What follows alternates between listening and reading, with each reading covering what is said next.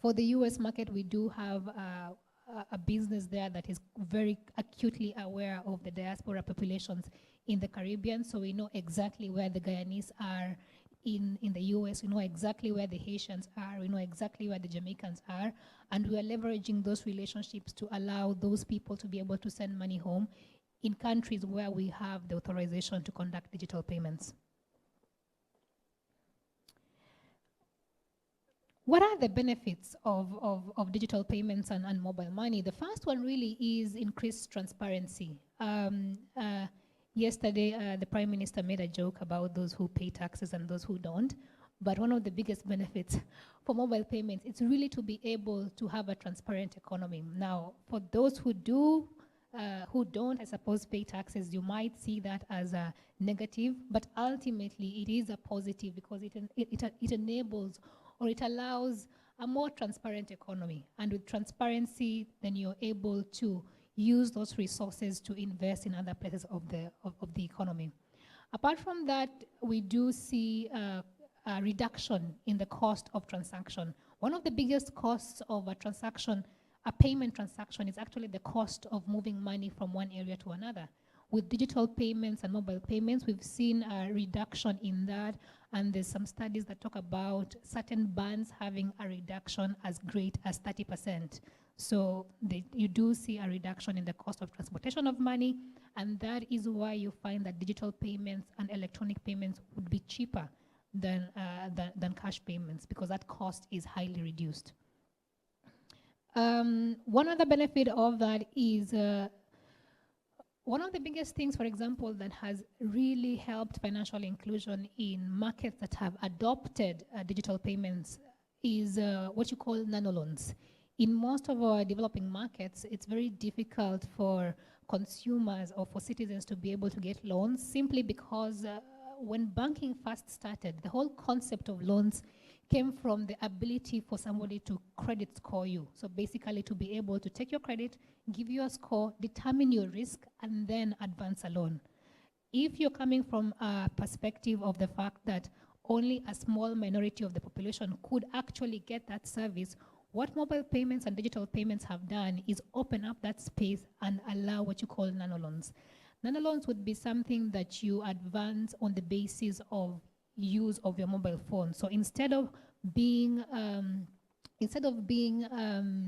your credit score being assessed or analyzed by your use of a credit card, you can actually get a score based on your usage of your mobile phone. For example, if you're a digital customer, you do top up, you do credit you and credit me, which is a product where you advance some money to somebody else or top up somebody else's phone. You pay bills if you're a postpaid customer. All of that is behavior. It's simply a matter of taking that data, transferring that data into a score, and using that score to advance what you call nanoloans, which are small loans, as opposed to the old way of doing things where you had to have a credit card for 3 years, then you build your score. If you forget to make one payment, then you get a terrible score, and therefore the risk of giving you money or advancing you a loan goes high, meaning your interest then goes high. So the whole point of digital payments is to use your current behavior to be able to assess you, give you a score, and give you the ability to receive loans up to a particular amount. Okay. One other benefit of these kinds of payments is in the concept of financial inclusion. Again, this we find has become a big area for central banks because they do have ratings that they have to meet, which are set by various bodies across the world. So most central banks will have, for example, pillars that they have to meet, as well as a criteria of success. And they are measured on those things by institutions such as the World Bank and the IMF. So with digital payments and mobile payments, we are saying that anybody who did not have a bank account 20 years ago can now access financial services because you're able to get nanoloans, because we can map out your customer behavior. You're now able to receive remittances or receive transfers from the US, the UK, or within the Caribbean, because you now have the ability to get that on your phone. You don't need to have a bank account and all of those kinds of things. So those would be some of the benefits of having digital payments and electronic payments. So most people say, give us some examples. All of this is, all talk, no action. Give us some examples. So there's a study conducted by McKinsey back in, I believe, 2011, which said that governments could save, and they actually found like the government of India saved about approximately 22.4 billion US dollars in a year just on overhead costs, transportation costs, and fraud by digitizing all of the payments that they make all of the benefit payments that they have to pay out. Another study in 2013 says that the cost of making a mobile transfer vis-a-vis manual cost distribution is actually 20% lower in a country like Nigeria. There's also evidence saying, for example, that when you make social security payments digitally, for example, using a smart card, in some countries, government officials estimate it at 1.8% point lower than than using cash payments to make the same kind of social payments to those who benefit from those payments. So those are just some statistics on that.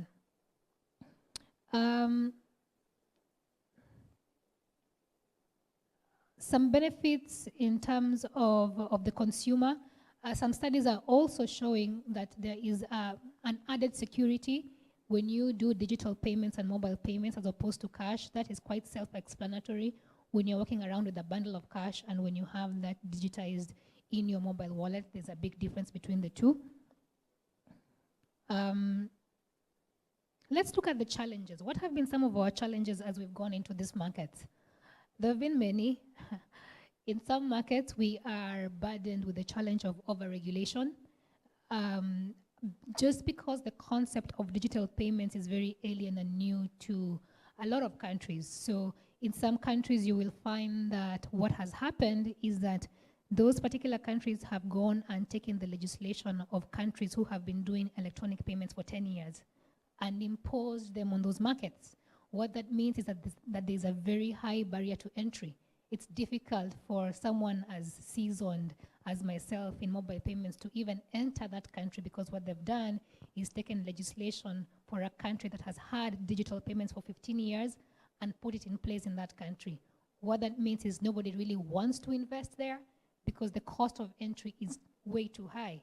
So that's one of the biggest problems we're seeing in some of the Caribbean markets. We also have an issue with people understanding what the role of mobile money is. Now, I'm sure when Mr. Gill comes here, he will give you what the difference is between, I'm hoping, between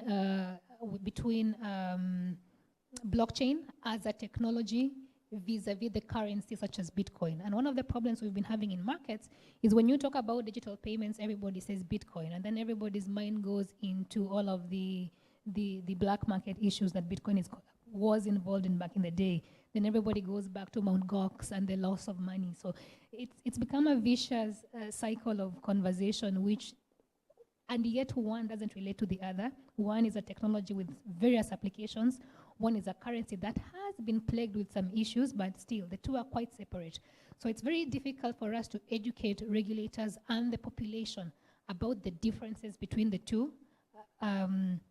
And so we're trying to do that, but it is what it is. One other problem we're facing is customer education, and this was quite evident for us when we went into Haiti. It's very difficult to change the mindsets of consumers who have been used to being excluded for such a long time, to be able to tell them, actually, when you have this product, you don't need to mortgage your house and give me your title deed for you to be able to get X. You don't need to do all of these things that consumers were used to doing prior for them to be able to even get a bank account. Okay, so you need 3 letters of introduction from people who are bank account holders. Then please give us a copy of your title deed. Give us a copy of your bill. Give us 2 passport IDs. Give us X, Y, Z. So it's very difficult to educate the customer and tell the customer, actually, this is the minimum information I need from you to open a digital electronic payment that is less than X amount. You don't need to give me all that, because most customers don't really believe you until it starts, working out. So it's very difficult for us to educate the consumer on what digital payments are, what the benefits are, and things like that. One other challenge is obviously the relationship with the traditional financial providers, and by this I mean having to explain to financial institutions such as banks what this means for them. Whenever you say digital payments, most traditional financial institutions automatically think of you as a competitor. So you have to be able to demonstrate to them why this is not competition, and give them case studies of countries where this has been properly implemented, which actually show that in markets where electronic payments, mobile wallets coexist with banking products, the banks actually do have a way to tap into that and overall increase their own revenue lines. So it's difficult to educate that to financial institutions, just because of how, perception, I suppose, is everything. And the last one would be what we call investor issues. And I spoke about this when I talked about the high-level entry barriers that we have in some of our markets. You'd be surprised how difficult it is to actually get a meeting with the central bank or the Ministry of Finance of any country, just to explain to them what you want to do. It's quite the hurdle. And when you couple that with all of the requirements that some of the markets have, then it's a very difficult sell to an investor. Because ordinarily what you would be telling an investor is that this is a new market, these are the barriers of entry. Once we have the product launched, then we can put in place other mechanisms to regulate that product. The issue here is always, whether regulation should come before innovation, or whether we should innovate. Then we understand what the product is, then we regulate. In the markets that have done the flip side, meaning regulate, then innovate, there's always a high entry barrier, which means difficulty in entering those markets. In wrapping up, as I was saying earlier, one of our biggest markets is Haiti, and we have had a specific focus in that market because of various reasons, including the fact that the regulator there has been quite receptive to how private and public institutions can partner to promote financial inclusion and to actually help the economy start to grow. For example, in 2015 in Haiti, we had a subscriber base of less than 70,000 mobile wallet customers. By this year, we are going to be hitting 1 million before this quarter is out.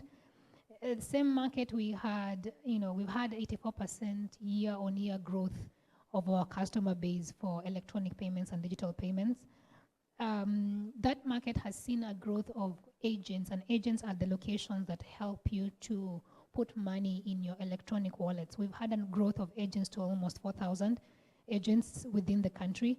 And so that particular market, we are beginning to see successes in electronic payments and mobile payments. We are hoping that a lot of the Caribbean markets can be able to take a page out of that, just to see how much it stimulates the economy and the kind of growth that you can experience if only there was more interactions between governments and regulators and the private sector. So I think that brings me to the end of my presentation. For those who are keen on this topic, you can see me during the break. I'll be on my way to the airport, but I can give you my contact details. For those who want to contact me, my email is diana.sirila, so diana.sirila@digitalgroup.com. I don't know whether I'm taking questions now or later. Okay. Thank you. Thank you very much.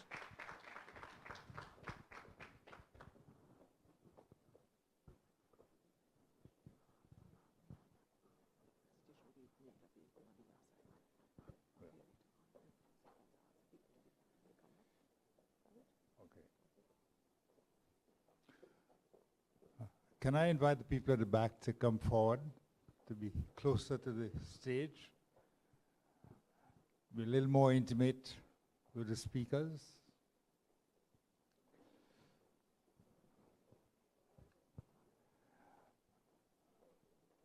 And Diane's presentation will be available on the CTU's website for those of you who don't want to review it. Diane, I'd like to thank you very much for a very clear and interesting presentation.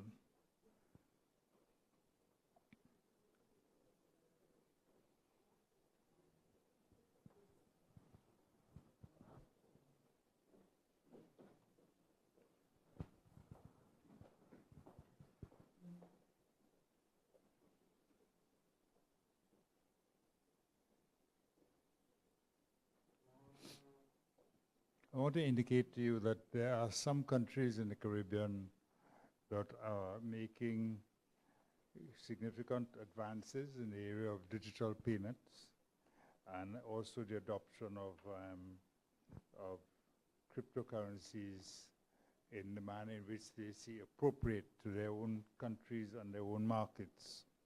Those countries are Bahamas, Antigua, Barbados, and I think Jamaica is also actively considering how they can improve their financial services using ICTs.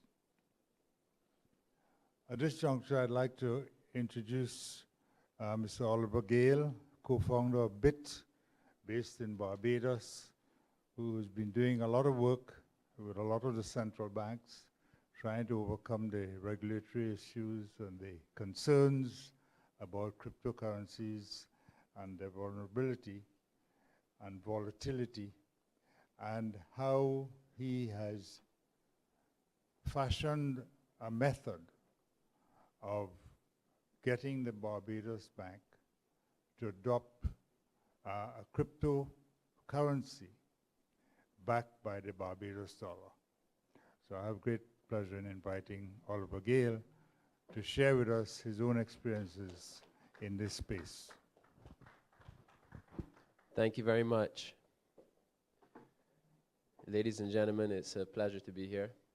This is might be my fourth time having the privilege of presenting for the CTU or the ITU, and I have to say that the CTU has been a champion of bit and blockchain technology far before any other similar body in the Caribbean that I've seen, and every single day we see validation of this technology and the applications that it has. So I don't need that, thanks.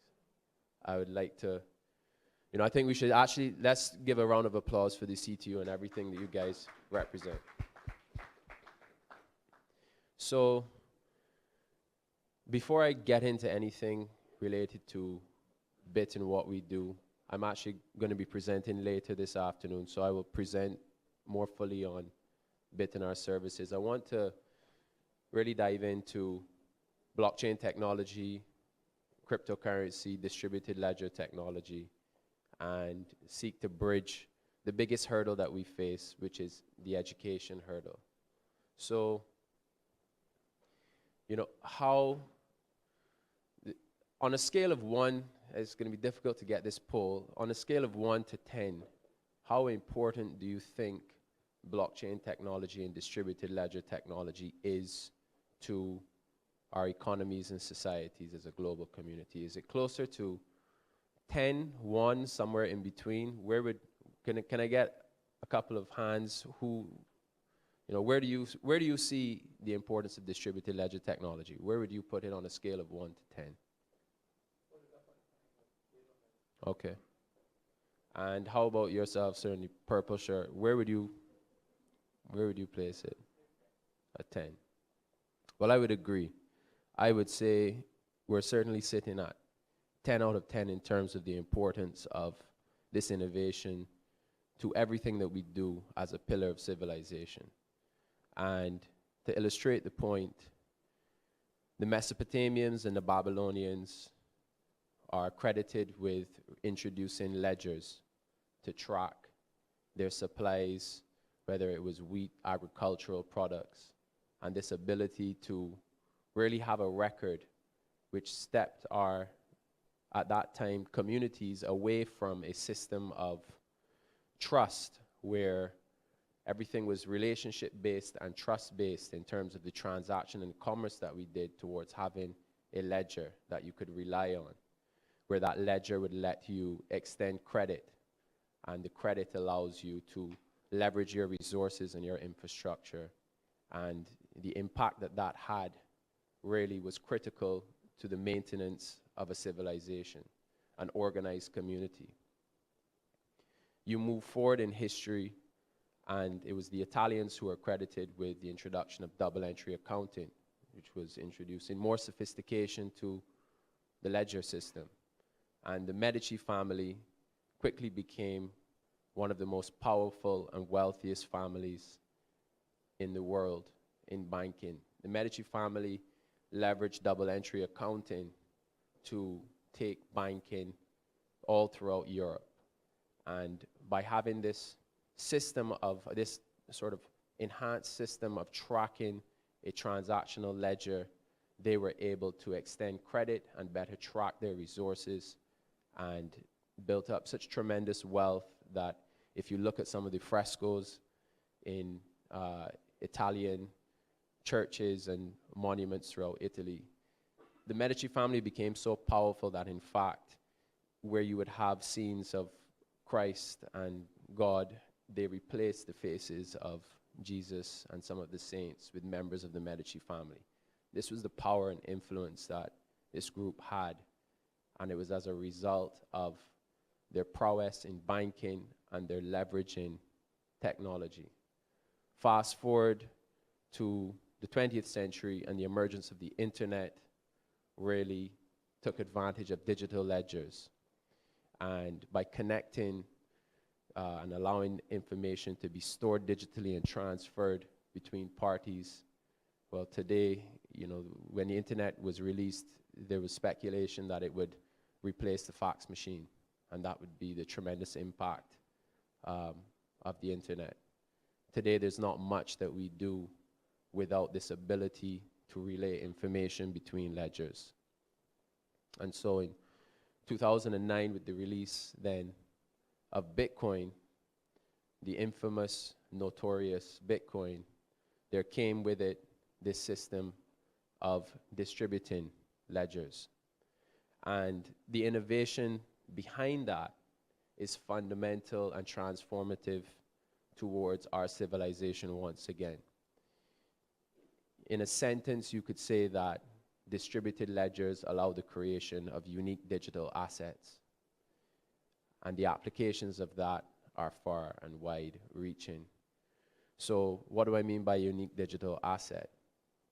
If I create any digital product, a movie, an MP3, a Word document, the cost of reproduction is effectively zero. You copy the information and you paste it. So there's an extremely small marginal cost.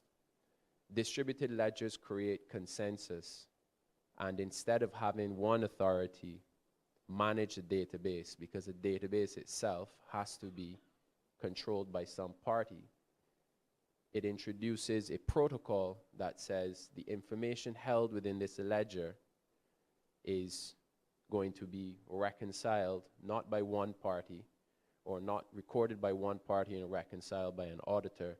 It will be reconciled in real time by all of the participants of the protocol.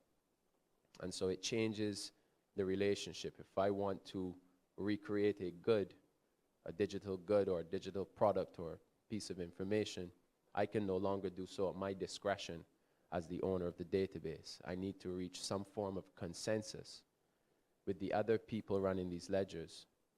And so the first application of it was towards currency. If you think about it, any form of currency, really, well, what makes a good currency? It should be a store of value. It should be a unit of account. It should be a medium of exchange. It should be fungible. It should be easily transferable between parties at low cost.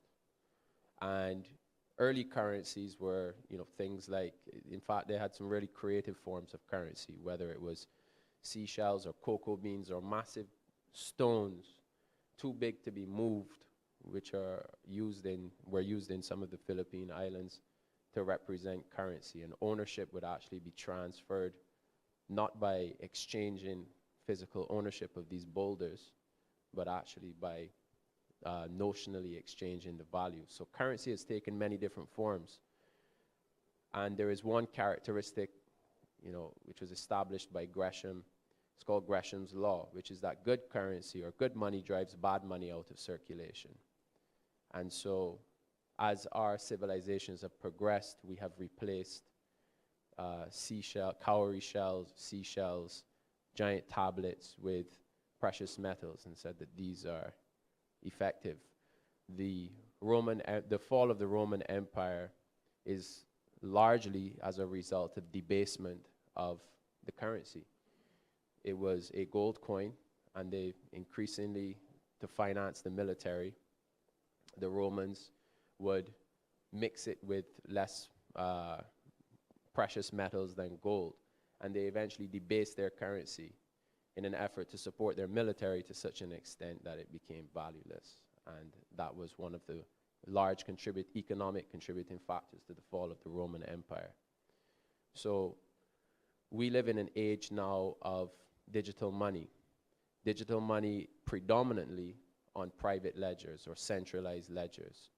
But since 2011, with this emergence of a new type of ledger, there are now thousands upon thousands of alternative currencies known as cryptocurrencies. And what I see happening and what the millions of people really at this point now involved in the applications of cryptocurrency and blockchain technology is new forms of money are incrementally driving old forms of money. Good money is driving bad money out of circulation.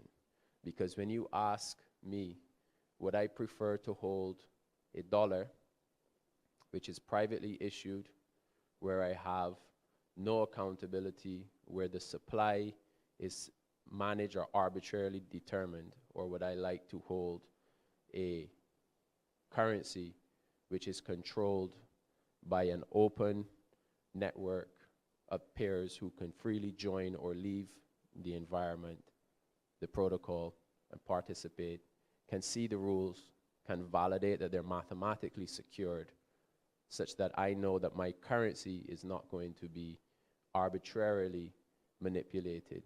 I'm going to choose the latter.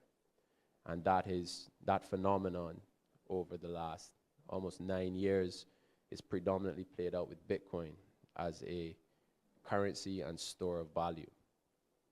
And I think that, well, I've said this at previous occasions, this is a conversation that has to be had, but more importantly, we have to look at the opportunities, we have to realize the threats, we have to manage the risk, but above all else, there's tremendous opportunity. This is a really exciting time for the world and for the Caribbean. And so, so why am I standing here? Who am I? In 2013, my co-founder and I set up bit.com. We also set up the first industrial GPU mining operation in the Caribbean. It was one of the largest in the world at the time, which wasn't very large. And we were mining cryptocurrencies, one called Litecoin.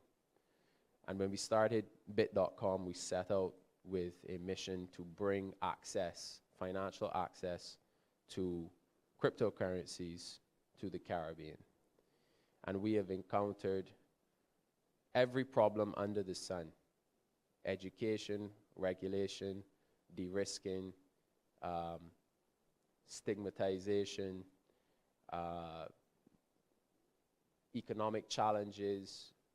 The list really is comprehensive where it comes to the problems that we faced in trying to roll out an exchange venue that allowed people in the Caribbean, starting with our home in Barbados, to access cryptocurrencies. And so that journey of trying to solve these problems has taken me in front of the World Bank, the United Nations, prepared for the CTU, the ITU,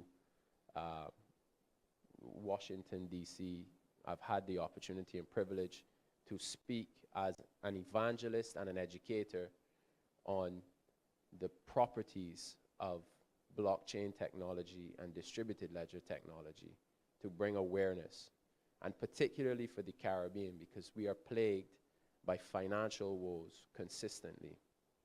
And those problems are not going away because those problems are driven by an ulterior motive, and the ulterior motive is control. And what we are seeking as independent nations is sovereignty. Yet every time we do trade within our own islands, we have to rely on a US dollar or a euro, which is a completely unnecessary taxation on our regional commerce. And that characteristic is not unique to the Caribbean, but when you have some nations in this region entirely de-risked, sanctioned is a better word for it, which are unable to engage in international trade, you have a major problem. And where the statistics suggest that up to 40% of banks in the Caribbean have experienced de-risking from correspondent banks, we are in a critical and dire strait. And factor in natural disasters, factor in the small nature of our islands themselves, factor in pressures on our sovereignty to set our own tax agendas. We really need to be looking towards ourselves and towards each other as to how we can leverage technology to its greatest effect to create efficiencies and unify the Caribbean region. And that is the chief mission and objective that we have been championing at BIT. And the manner in which we've been championing it has been by examining closely the properties of distributed ledger technology and how they can be applied towards a very old regulatory establishment, being the central bank. And we've experienced some success. It's been 5 years, it's been about 4 years of banging our head against the wall, and it's been about 12 months of breakthroughs recently. And removing the stigmas which are attached to cryptocurrency and understanding that there's a separation between the applications of a distributed ledger to currency and the applications of a distributed ledger to almost anything else that underpins our civilization is important. And so going back to this idea of a distributed ledger removes reliance on a central authority as a trusted actor. It takes the trust and it distributes it amongst a network of actors. That network can be anyone that chooses to run a piece of open source software, as in the case of Bitcoin. That network can be a federation of central banks, as is the case with BIT and our project to create a global settlement network. That consensus can be distributed amongst actors who own a piece of hardware, who pay for a license, who have a certain identification or sovereignty. There is a huge range from centralized on the one side to completely decentralized on the other end of the spectrum of what distributed consensus means. And if you embrace that, then you start to see some really fascinating prospects. What about mobile money operators who distribute consensus amongst the operators themselves to allow mobile money A to be transferred onto network B without having to rely on an auditor, a central database manager, which has huge risk attached to it, a set of systems that don't communicate well, which mandates constant maintenance and upkeep. Connect these systems, have a common source of truth, and disintermediate the auditors, because audit happens in real time. So blockchain technology, which I'm using as a catch-all for all distributed ledger technology, has properties of accountability, immutability, transparency, auditability, I might have said that, low-cost transfers, and these things can be applied throughout different industries. So when I say different industries, supply chain tracking and logistics, distributed computing, currency, insurance, medical, healthcare records, gaming, really anything that requires a database that stores information can be distributed. And the application of that, it's not a catch-all and it's not a solve-all. It doesn't solve every problem in a business chain. There was over $6 billion raised this year through ICOs. Most of that money is money well wasted because a lot of those projects either fundamentally fail to recognize what a distributed ledger brings to a business, or they realize what distributed ledger brings to a business and don't care because it's an easy mechanism for fundraising. I'm not knocking ICOs. I think that it is the greatest accelerator of innovation in the 21st century. The ability to raise financing in the Caribbean, in any part of the world, quickly from a community and crowd of willing investors is huge because it allows the iterate and fail and improve cycle to happen a lot faster. And I'm not a fan of bureaucracy at all. However, that doesn't change the fact that there's this misunderstanding of how this technology can be applied. So look at any business sector that you're in, look at the trust component between two mutually distrustful parties and think of the controls and systems, whether they're audit systems, segregation of duties in the areas of financial services and insurance products. Look at these areas of control and think of how you can apply a distributed consensus model to create efficiencies. So I'll close this presentation by discussing a little bit more what we are actually doing with distributed ledger technology. And I'll outline the problem and I'll revisit some of this in my later presentation. So the Caribbean islands are fragmented in terms of their currencies, in terms of their borders, and we're unified culturally in terms of our trade and natural resources. We are reliant on imports to supplement what we can locally produce. And we have this major reliance on a US dollar for international trade and for some reason interregional trade. So notes and coins, which are issued by central banks, are expensive to produce. They are a form of money, but as compared to a digital money, a mobile money in case of a private database, or maybe a decentralized cryptocurrency or digital fiat currency in our case, it is a much better form of currency. It can be transferred across borders instantly. It can be stored at low cost. It can be created at low cost. And so what we are doing is taking this blockchain technology, working with central banks such as the Eastern Caribbean Central Bank, to create a digital fiat currency, which is controlled by the central bank as the issuer, but inherits these properties of mobile or digital money, and inherits the properties of a blockchain. And what this allows is for a mobile money ecosystem to be created. So in Barbados, we run it may well actually be the first mobile money, blockchain-driven mobile money ecosystem ever. We launched it we launched the digital dollar in early 2016 and launched our full network in early 2017. So how that looks to the end user is you have a mobile wallet, it has dollars on it, you have a merchant, they have a point of sale tablet, you want to buy a good over the counter, you pay for it using their terminal, QR code, scan it, make a payment. It's a very familiar experience for anyone who's used mobile money or Starbucks credit or cryptocurrencies. It's identical. The difference is our dollars are auditable on a public ledger. You can validate the reserves at any point in time. We are not the central issuer and controller of our currency. If we issue $1 million, it can be validated on a public blockchain. that ledger entry is recorded in thousands of databases around the world. The cost of undoing any of those transactions is in the billions of dollars.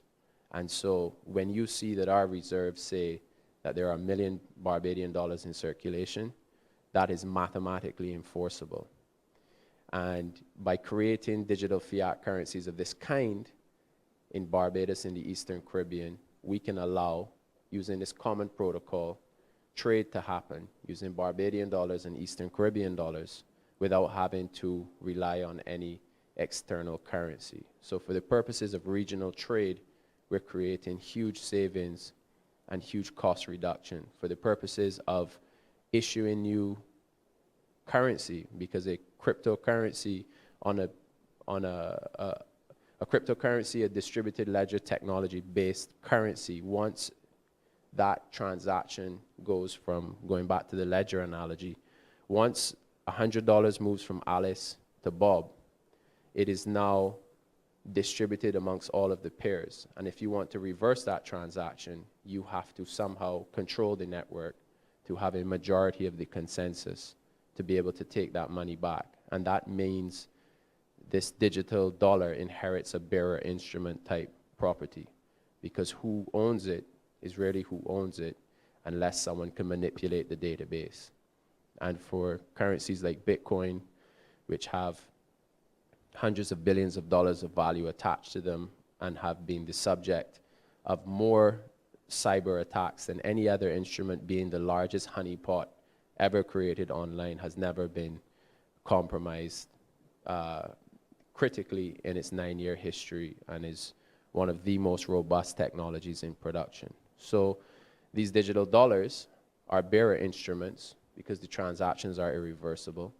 They're very cheap to produce because they're still digital goods. So if they are issued, they can be issued by an authority, and in our case, we're working with central banks to enable them to be the issuer of the cryptocurrencies. They are resistant to single points of failure. So what that means is, because bit.com does not manage the database, if bit.com goes out of business tomorrow, the database and the digital dollars still exist. Another company can go look at the protocol and build an application on top of it, which is a hugely powerful characteristic. So our business is not in building applications and building companies. Our business is in building protocols to enable central banks to issue complementary fiat currency instruments in a digital format to help take cash out of circulation, cash being a huge cost and huge barrier to e-commerce. The stats are something like 60 to 80% of commerce that happens in the Caribbean is done with cash. E-commerce is extremely difficult, nigh impossible with cash domestically, and it's impossible if you're crossing oceans. And so that's our mission: unification of CARICOM using digital fiat currencies, empowerment of central banks to be able to update their ledgers and their form of currency so that it's relevant in an age where there is this exponential growth of new currency instruments on distributed of one of the most powerful technologies to come into existence since the internet itself. So with that being said, thank you very much. I look forward to mingling with any of you and answering any questions at a later moment. Thank you. Thank you very much, Oliver. You make the sing song so simple. Thanks a lot. Ladies and gentlemen, we're now at the juncture where you'll have an opportunity to pose some questions to the two presenters. But before we do that, I'd like to acknowledge our sponsors, Digicel, our premium sponsor, and then our other sponsors are Crimson Logic, Latin America and Caribbean Internet Registry, LATNIC, ARIN, the American Registry of Internet Numbers, ISOC, and RSC International. Without their assistance, this event might not have been possible. So we'd like to thank them for the support they've given to the CTU and its members, not only at this event, but in nearly all our events. They've been constant partners, assisting and working with the CTU. And I can only add that they find there's value in working with the CTU. Thank you very much. I would like to say we've had two interesting presentations. One from Diane, in which she described what Digicel has been doing in terms of mobile wallets across the Caribbean and in the Pacific and in other parts of the world, in other markets of the world in which they are present. And that was very interesting. And then we've heard from Oliver, the ability and the necessity to reduce the cost of transactions and to help to promote financial inclusion using blockchain technology and cryptocurrencies backed by the local dollars. I just make one observation, and that is when I think of the Trinidad and Tobago dollar not being accepted as money in Barbados, I wonder why. Because you cannot buy anything with Trinidad and Tobago dollars in Barbados. You can't even get somebody to exchange TT dollars for Barbados dollars in Barbados. And I wonder why. We're all part of CARICOM. We're supposed to be brothers and sisters in CARICOM, and yet we have these limitations on trading our own currencies and paying with our own currencies in our sister islands and countries.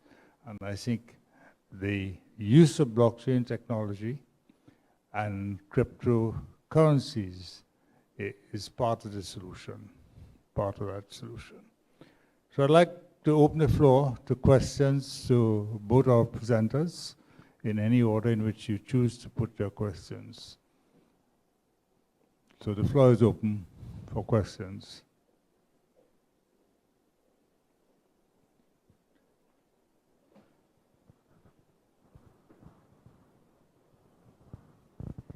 Good morning. Thank you very much for your excellent presentations, both of you. And a unique observation, the both technologies in a sense are somewhat different, but of course interlinked in its objectives.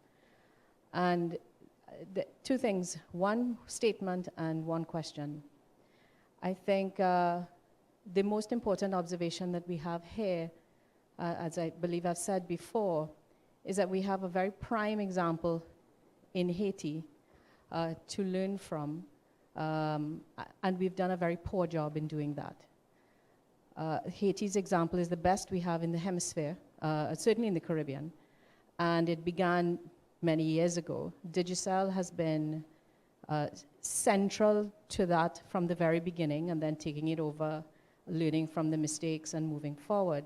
But I think the principle behind what I heard from the presenter was they had a lot of customer education to go through, but in some previous presenters, the hard knocks that they faced was actually understanding the customer, not educating the customer. The customer education actually came on the supply side, meaning Digicel understanding their own customers. And if we understand the concept of financial exclusion, then we must understand that they are fundamentally different in their behaviors than anyone sitting in this room. And we've done a very poor job in understanding that, and the closest that we've come to it is actually Digicel.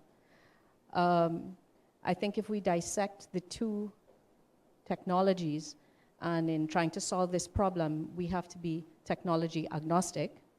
If we dissect the two can actually be seen as a form of, let's say, a learning curve, entry point, moving into an evolved, advanced technology that will eventually solve our fundamental problem, which is we need to be able to move money faster, cheaper, more efficiently, safely, accountability, transparently, and so on.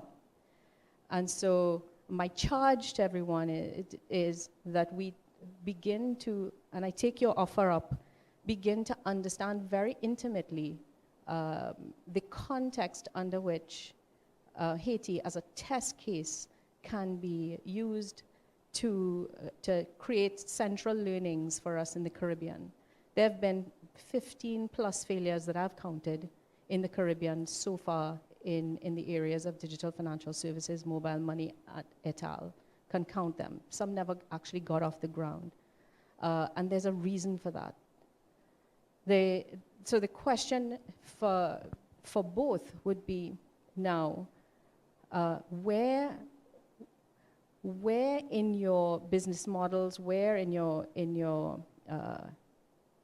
travels have you documented that the journey of the financially excluded or the underbanked even, which is as large as the financially excluded in the Caribbean, that can help both the central banks, the commercial banks, community banks, and other financial services institutions understand more intimately so that we can get past the technology issues and be able to create products of relevance, products that meet needs, so that we can have a greater supplier offering, competitive offering, and therefore a vibrant category or economy that can grow the Caribbean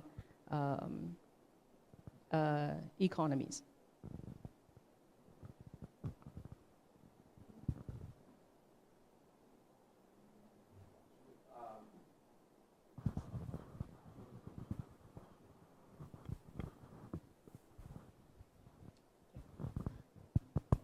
So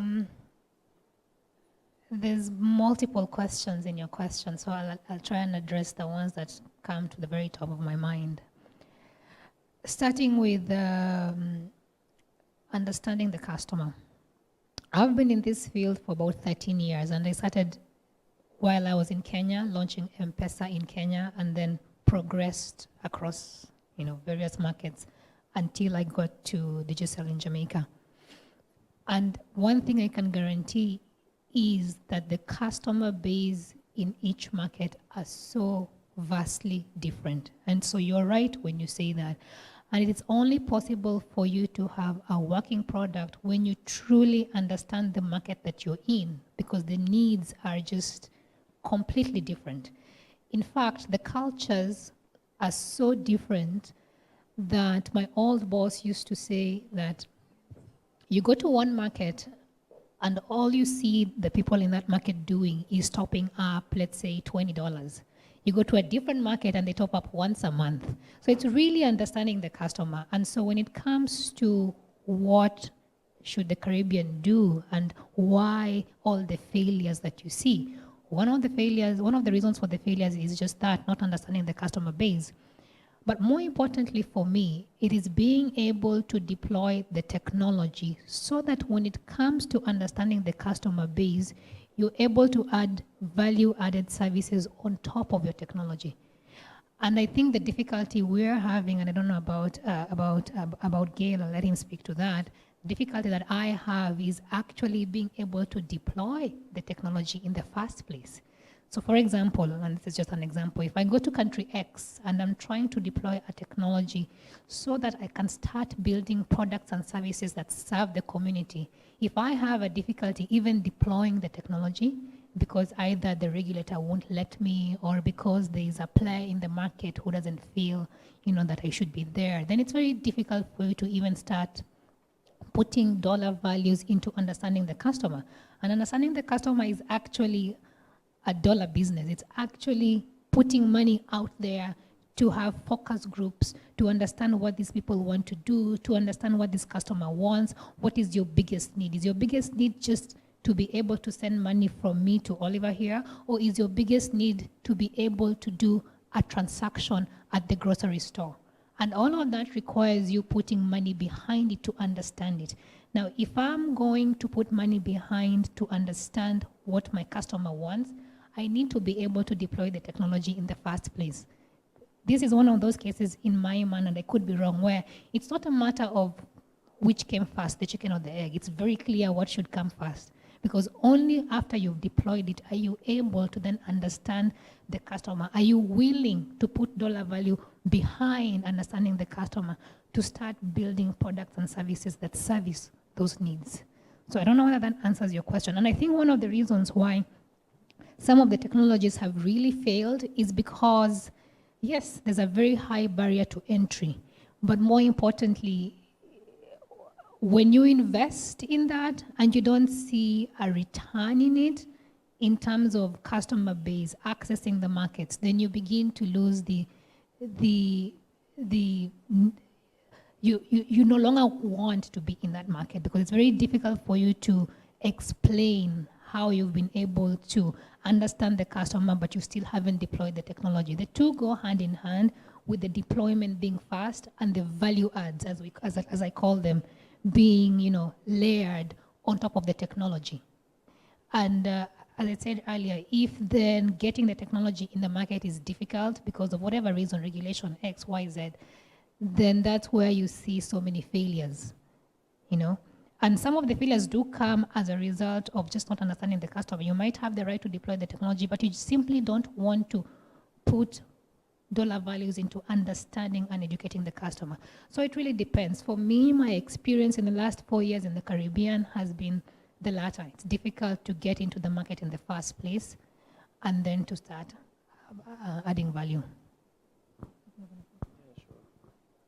I would agree with that comment entirely. The difficulties in deployment, understanding a customer is a science of testing, iterating, getting the data and the feedback, and evolving the services in order to better meet the needs of the consumer and to add value to them.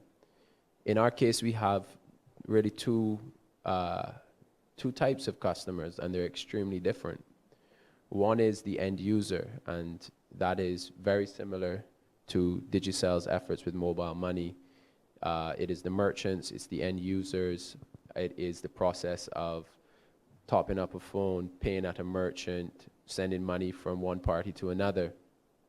And we've been lucky in that we've been operating in Barbados as a self-regulating organization and have been able to understand and gain insights on that particular market. But, to your point, we've had such a difficult time in deploying over the past 5 years that is our only production market still, at a time where up to 10% of users in the USA have Bitcoin in their wallet. We've had to reshape our product and separate cryptocurrencies entirely from the digital dollar component, so that really, and I think this is a travesty of justice, the end user does not have access to a better form of currency ultimately, that being a cryptocurrency, and has no opportunity to invest or gain exposure through our ecosystem. So we brought the characteristics of blockchain technology to mobile money, but it's still very much mobile money in the same way that Digicel has deployed a mobile money. Our other customer is the central bank. And if one thinks that the end user may be a tough customer, I don't think there's any tougher customer than a central bank. Typically, it's taken on average 2 years to have a serious discussion with any central bank. And in some cases, we have been trying to have productive meetings to establish the scope for a pilot project for 4 years entirely and counting. What that means is that we cannot identify our customers' needs because our customer doesn't want to have a conversation. And in many cases, now this is changing, but it's changing because it changed at the Bank of England, it changed at the Bank of Canada, it's changed in Singapore, it's changed everywhere else.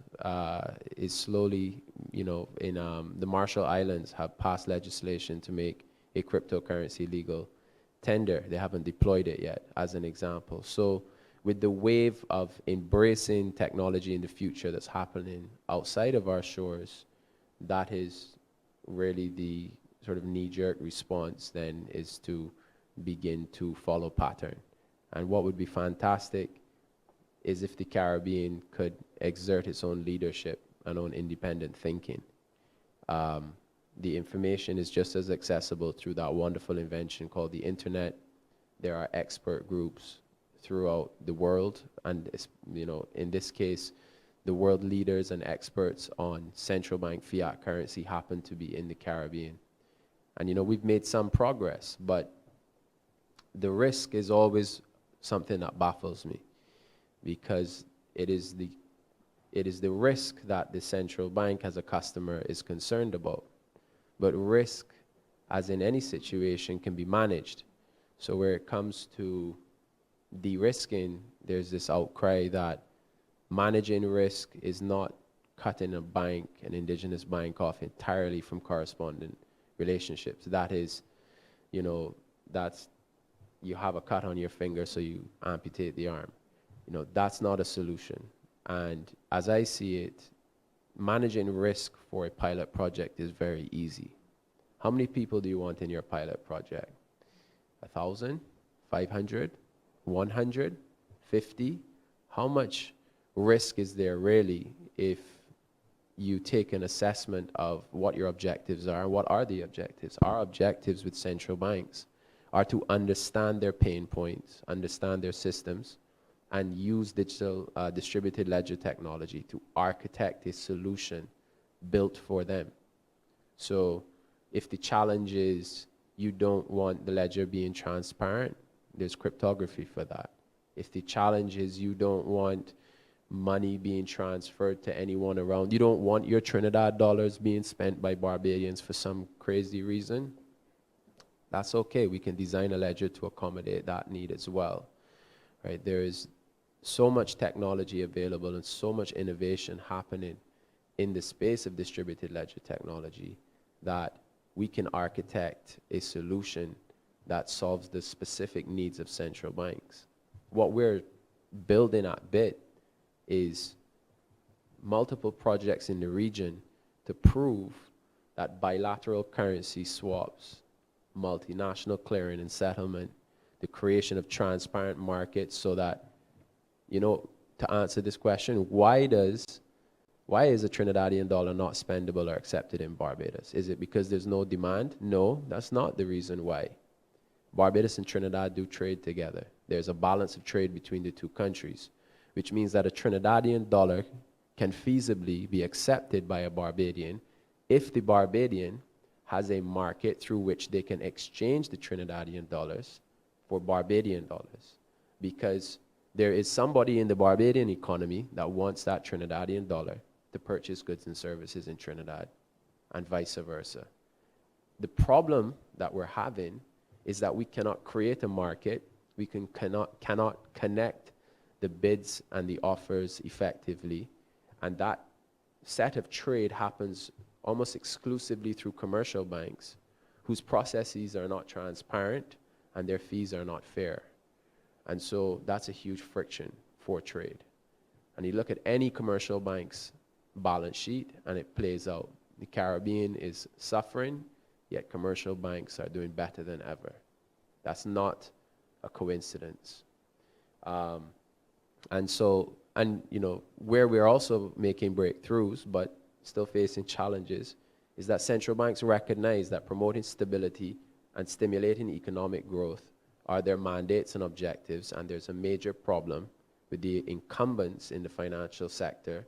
And so some of them, the more progressive ones, the more self-educated ones, have looked at the applications of blockchain technology and said, hey, we have a major problem here and it's not going away, and we can address it. And so let's explore a pilot project where we can manage the risk and we can design and get the feedback to create our product. And after the product has been created, let's pass the legislation.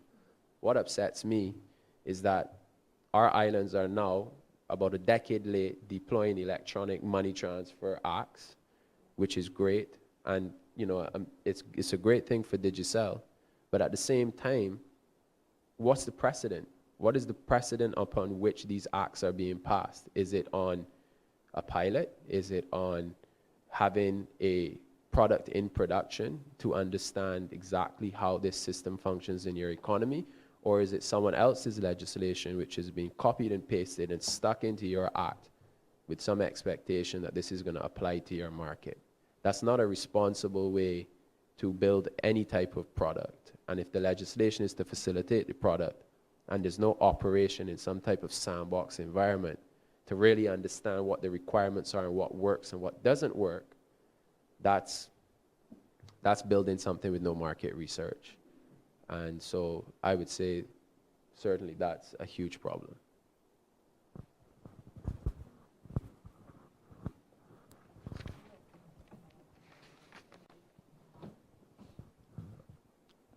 Any other questions? Nigel? Yes, Nigel Casimir, CTU. One for each of the presenters. Diana, I might have missed it because I'm kind of visual and the visuals weren't there. How many countries in the Caribbean right now do you have services operational? And what do you see as your prospects for entering new markets or expanding services within any markets in which you currently operate? And on the other side, with respect to the digital fiat currencies, my understanding of that is that this is something that, yes, the central banks would have to approve of, right? And it's sort of like just making a digital form of the existing currencies, right? And what that does is it gives you the facility to move it over the net and, you know, with all the advantages of electronics and so on. But it's just another form of the existing currency. And while that may allow you to move it, the question is, why would that work if it's the central banks that are really in control here? Why would that work in the digital world when today, when we have our paper money and so on, Mr. Wilson talked about it, you talked about it, why isn't the existing money forms able to move in the same direction? You talked about it just now with the commercial banks and that sort of thing. Can the digital fiat currency be a way of bypassing the commercial banks or disrupting their business model?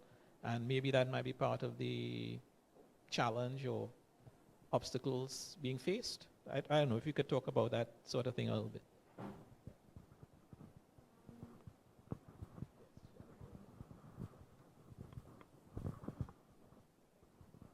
Thank you.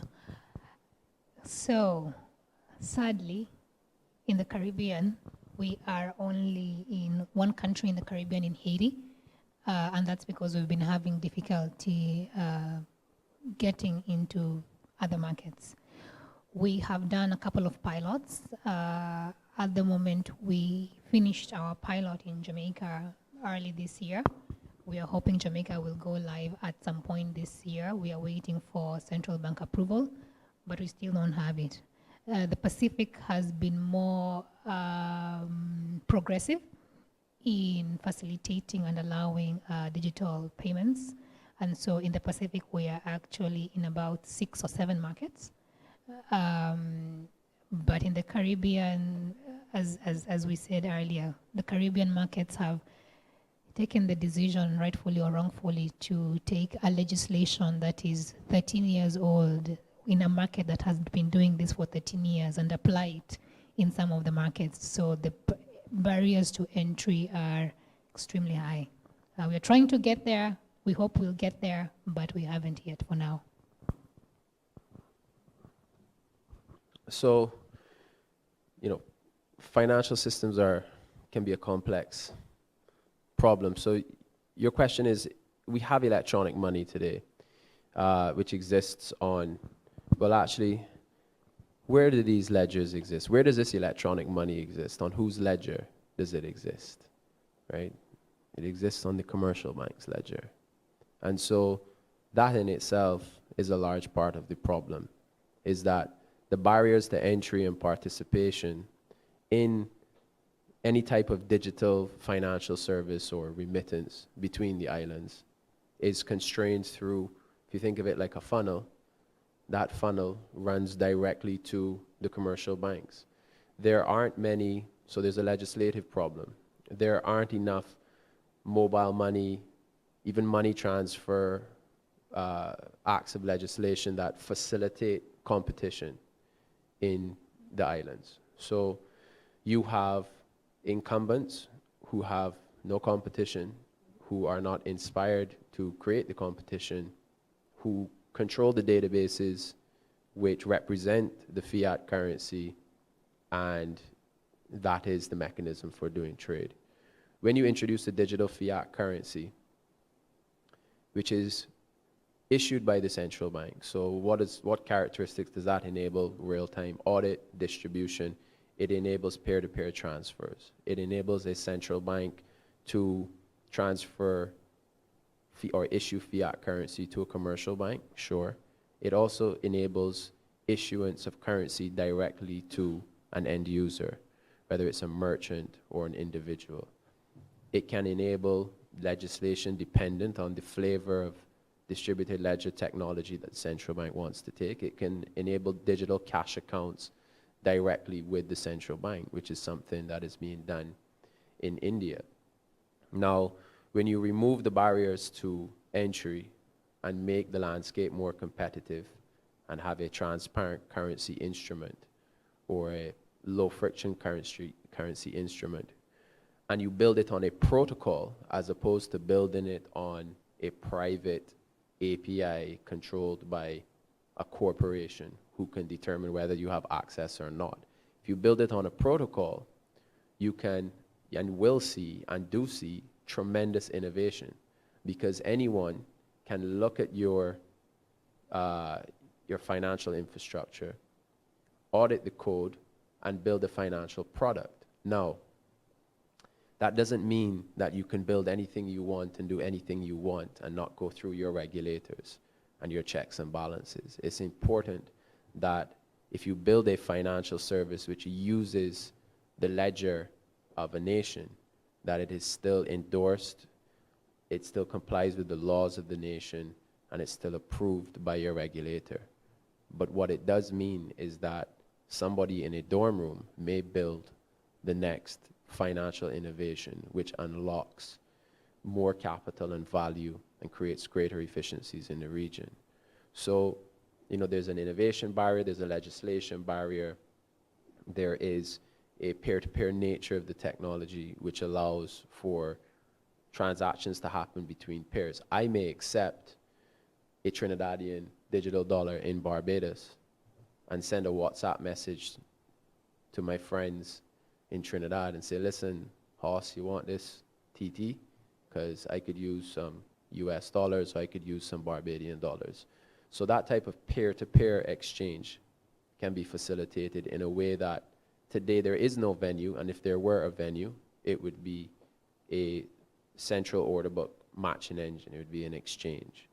And so what we're saying is each of these products serves a different consumer in the market, whether it's an institution, an end user, or a government agency, and they should be facilitated.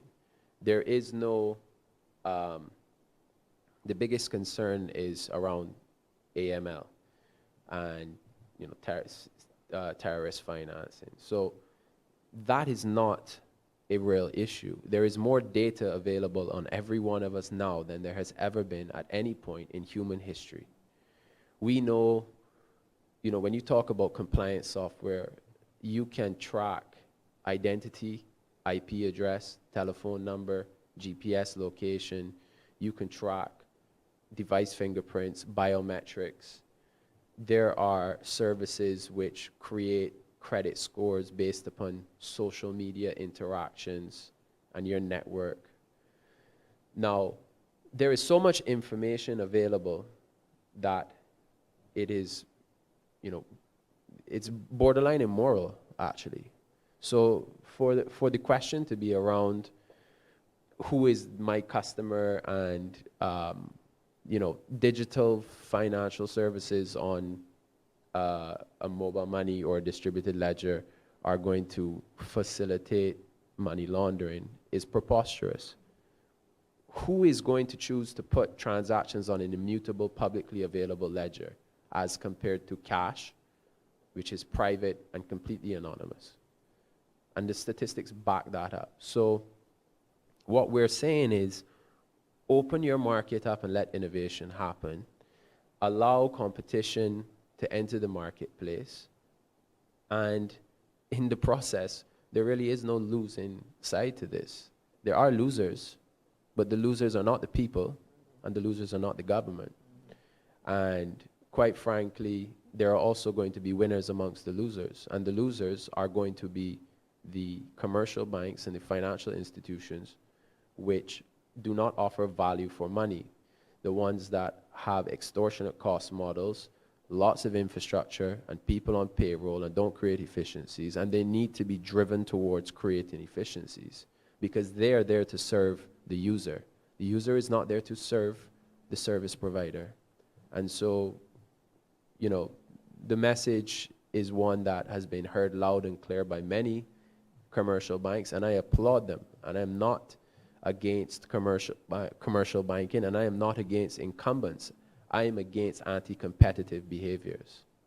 That's what I'm against. I want to see improvement of the value add to people, because that's the role of a private company, is to add value to people's lives. And it's not happening in the Caribbean, and the regulators, by turning a blind eye, are not facilitating our entry into the 21st century. It's 2018, and we're still in 1999. You know, so anyways, that's my point.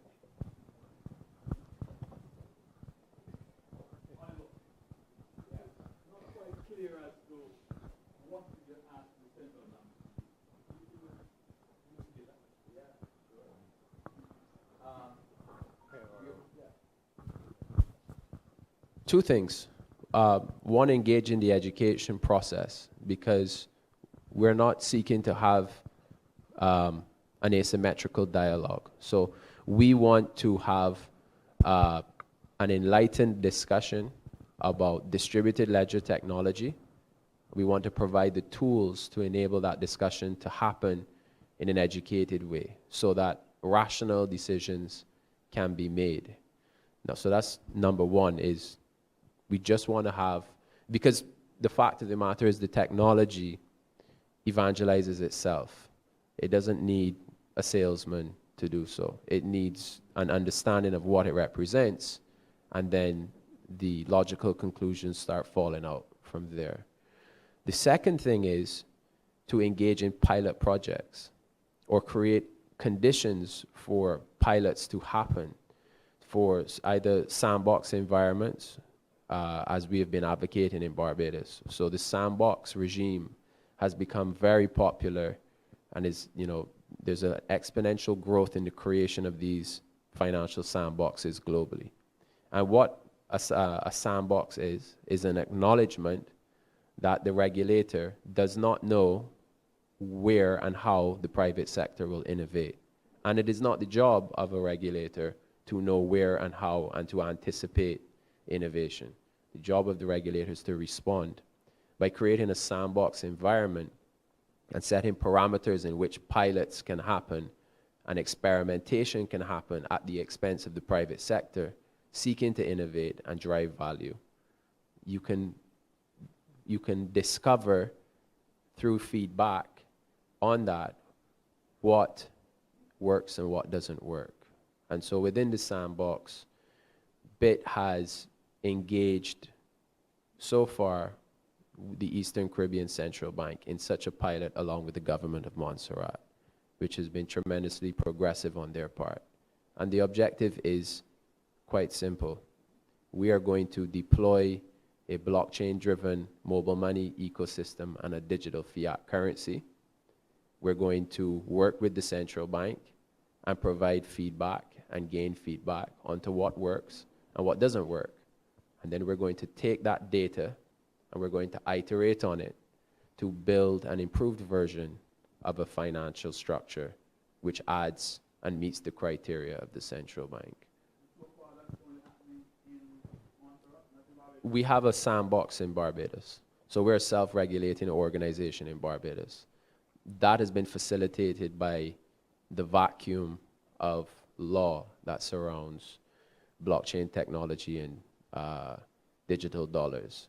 So we've worked closely with all of the regulators and oversight bodies to ensure that we're compliant. And to give you an illustration to my frustration, BIT does KYC on every individual that signs up. A compliance officer looks at every single application. That is unprecedented in financial services, in fintech arena. In fact, a compliance professional came down, reviewed our policies, took me to a private lunch one day and said, y'all are going to go bankrupt if you continue this practice. You cannot possibly do physical KYC on every single individual. You have systems to check their ID electronically, you have biometrics, you have email, you have GPS, you have the age of their email account, you have a dozen other metrics, you have OFAC and EU sanctions lists. Compliance is not the act of physically validating every person that enters your ecosystem. It is the act of managing the risk. So anyways, we do that. I digress. We do that to make sure that we're compliant in Barbados to continue the sandbox pilot. Sandbox experiment is not sanctioned or supported by a central bank? The sandbox environment is Barbados. overseen by the central bank. So the central bank meets with us, reviews our systems, our policies, our users, etc. But it is not a central bank stamped. So you essentially have two pilots going, one in Montserrat and one in Barbados. Yes, Working with they're different. One is a mobile money pilot overseen by the central bank. The other is a pilot with the central bank and the government of Montserrat.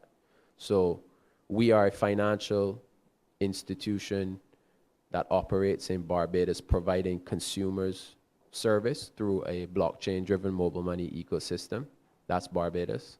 In the Eastern Caribbean, our client is the central bank. We are building technology for them and for the government of Montserrat and deploying it through those institutions in order to establish what characteristics and what their ideal technology would look like. The difference, and here's the crucial difference. In Barbados, the money, the digital Barbadian dollar, is taken custody of the physical dollar. The custody is taken by bit.com. The digital dollar is issued by bit.com. And so we are the issuer of the digital dollar. It is tied to a Barbadian dollar. In the Eastern Caribbean, we are working on a pilot so that we don't have to be the issuer, because we don't want to be the issuer. Mobile money operators wouldn't want to be the issuers, and that is one of the biggest problems. It creates fragmentation of your databases, where you have an electronic, so the great thing with mobile money is all of the properties which it inherits of being digital and borderless, etc. The downside is you end up with operators that have more transactions running through their private ledgers than your national economy or your formal economy does. In both cases, you have digitized fiat money. In both cases, you are taking custody of, in mobile money and what we're doing in Barbados with blockchain mobile money, you take custody of the dollar, you issue a dollar. In the Eastern Caribbean Central Bank issues the dollar. We don't want to be the issuer. Our job is not to create money, and neither is a mobile money operator's job. It should not be to create money. So what we're calling for is a re-centralization of the process of creating fiat currency, but in so doing, pass on all of these characteristics of blockchain technology, which allow for peer-to-peer transactions and innovation, better oversight, and so forth. So this is why You know, these are great questions. This is why education is the #1 item on the agenda, is let us have a salient conversation about how we can really bring this struggling region in the world, drag it into the 21st century so that we can really all, and our children and our children's children, can have a better standard of living. So you're essentially promoting blockchain technology, not cryptocurrency per se? No. Okay. No, I mean, I personally am a big believer in the power of cryptocurrencies, and I am an evangelist of cryptocurrencies. But when I'm looking at the Caribbean region and what is required in order to address these problems, cryptocurrency, is not something that can be driven by one company. It is a decentralized global movement that is running its own course, and B, it's not going to be embraced in the way that we would like, and C, there are optimizations to the existing financial system which will happen and should happen, and we've been championing that globally. And so that's our mandate, is try and re-architect the current financial system to make it compatible and a tour de force within the new world of cryptocurrencies. I know we are out of time, but you asked for what are we asking the central banks to do. One, have a conversation. It's not the end of the world when you meet a non-licensee to have a conversation with them about what it is that they're trying to do. You'd be surprised how difficult that is. Just have a conversation, and in that, you will get educated about what it is people are trying to do in that space. Secondly, pilots. As a central bank, as a Ministry of Finance, as a regulator, you can determine what kind of pilot you want to mitigate risk. You can decide, I only want 500 participants in this pilot with an average volume of, let's say, $100,000. You can make those decisions. But in allowing and facilitating pilots, only then are you able to tell what the risk issues are and how to mitigate them. Number 3, have your own risk analysis metrics of what it is you want each provider to have. One of the things that Oliver is talking about is KYC. You'd be surprised how often this arises, and yet electronic payments, mobile payments have the best KYC you'll ever have, because for a regular bank account, KYC is exactly what the customer presents to the bank. For mobile money and electronic payments, KYC is way more than that. We know exactly how you use your mobile. There's large amounts of data that can trace a person. So that's really not an issue. So the asks are those. Have a conversation, get educated on the product, allow pilots, and for markets that have decided to regulate, I would say do it in a graduated manner. Don't take a regulation for a country that is well advanced and slap it on your regulation. No. If you want some regulation before a product is launched, have what you call graduated regulation. Say, as a minimum, you must demonstrate to me that you can fulfill KYC.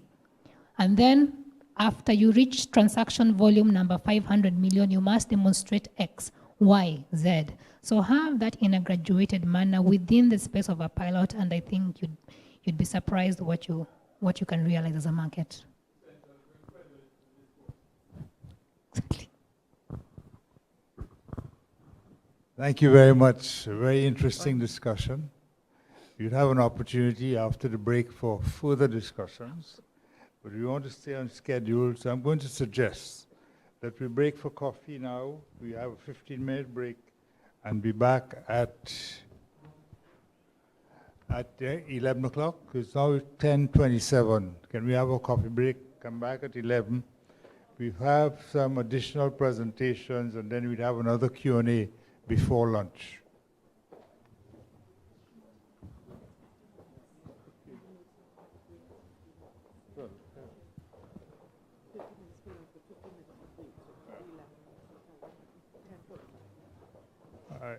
It's 10:27 right now. If you can come back at 10:45, that will assist us, please.